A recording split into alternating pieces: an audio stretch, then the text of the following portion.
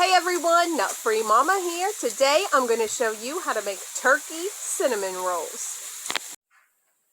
Alright, since Thanksgiving is right around the corner, I thought these would be fun to make. So you just go ahead and buy store-bought cinnamon rolls, or you can make your own. That's up to you.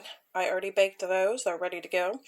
And of course I have the cream cheese frosting here. And then I have some candy corn for the beak and some candy eyes. And then I just pre-made some bacon that we're going to use for the tail feathers. So I'm going to go ahead and get started. All my stuff is already cooked, so we are just going to assemble it.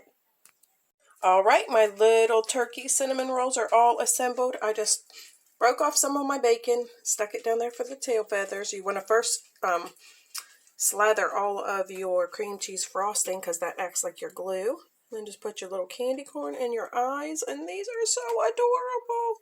Can't wait for Taste Tester to have a little taste. Alright, I have one right here for Taste Tester. Let's see what he thinks. Hi, Taste Tester. Hi. Have a little taste. Okay.